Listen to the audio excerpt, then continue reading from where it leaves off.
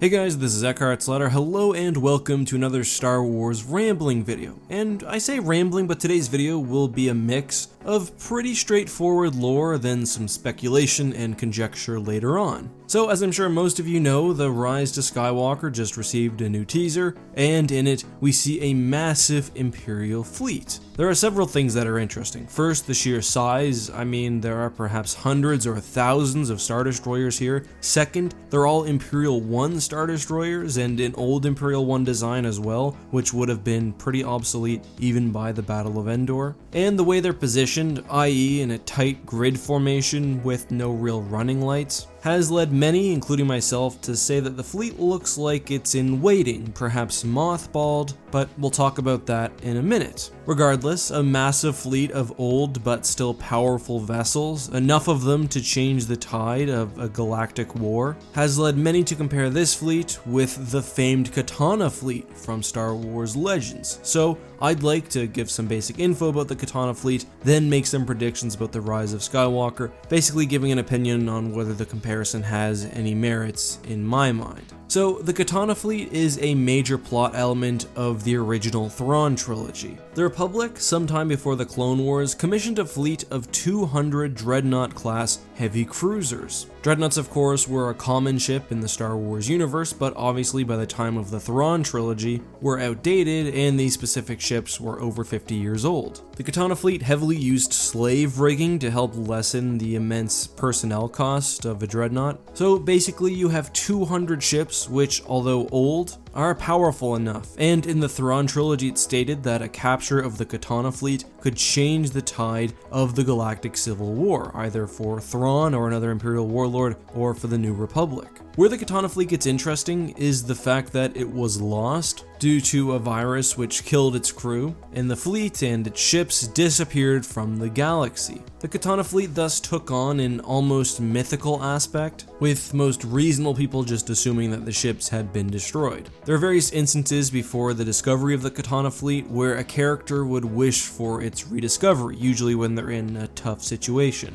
Anyway, the Dark Force, as it was also sometimes called, was eventually discovered by Grand Admiral Thrawn, and after a battle with the New Republic, he made off with the majority of the fleet. They nicely supplemented his power and helped to also complement his diminishing Star Destroyers. So you have basically a relic of the past, ships which had been forgot about, re-entering the fray, serving the Empire, and almost helping Thrawn win the Galactic Civil War. So I think the Star Destroyer fleet that we see in the Rise of Skywalker, or at least the teaser trailer, is similar, but there are some very, very important differences, which I think very clearly make the two fleets distinct. But remember, I haven't seen the movie, obviously, so I'm just assuming and speculating in a responsible way, like all of you are. So, first of all, similarities. The Imperial Star Destroyer isn't a dreadnought, but I mean, it is a very antiquated ship by the time of episodes 7 to 9. Like the Dreadnought, it's a sort of brutish and unelegant ship, but one which is undeniably powerful, especially when you get as many as you have in the two fleets. It's old, but still functional. And the two fleets present themselves at a time when factions are presumably scrambling for resources, whether that's the Resistance, or a sub-faction of the First Order or the Sith in the Rise of Skywalker, or the New Republic / Thrawn's Empire in the Thrawn trilogy. To me though, this is where the comparison basically falls apart. The difference with the Katana Fleet is that it was truly lost, while I think the Rise of Skywalker fleet was hidden. The distinction is clear. I don't think the fleet in episode 9 was lost, rather I think Palpatine probably placed it there for his use upon some sort of resurrection,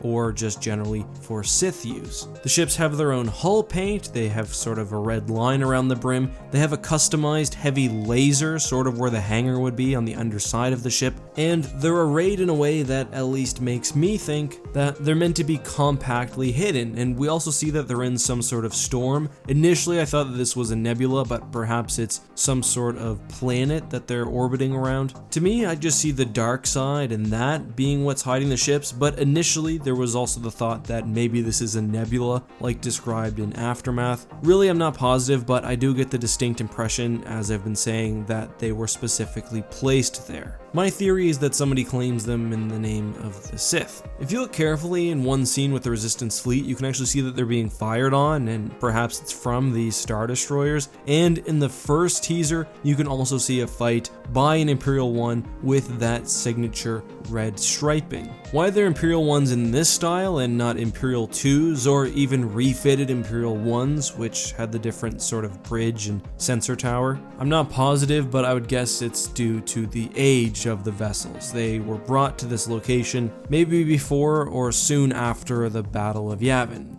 In that sense, while I think the Katana Fleet comparison is a bad one, a good Star Wars Legends example of this would be Palpatine's Biss Defense Fleet. And if you want to see a whole video I did on the similarities between the sequel trilogy and Dark Empire, I'll make sure to link to that up above. Anyway guys, that's all I have to say about that topic, but let me know what you think. What's the purpose of these Imperial Star Destroyers? Why do they have that sort of mini super laser that you can clearly see in some shots? And are you excited to see Imperial 1 Star Destroyers back in action? Today's question of the day comes from Erandil the Mariner, who asks, how would you handle the assault on Kuat drive yards as the Rebels? So I think the New Republic at least pretty much got it right in Star Wars Legends, at least based on what we read in the Essential Guide to Warfare, and I think the key to taking Kuat is playing on the fact that they're an actual organization, not technically the military themselves, even after they've been imperialized. Taking KDY through military means will be extremely difficult, as I covered in a prior video, so I think you'd want to negotiate, offer better terms than the Empire can, or if all else fails, use subterfuge, embed agents within KDY, etc. I just don't think a straight up attack, unless you're trying to destroy the ring, which would be possible, is, desirable. Anyway, that's all for today. If you guys have a question you'd like me to answer, leave it down below in the comments, and until next time, this has been EckhartsLadder. Have a great week, and may the Force be with you.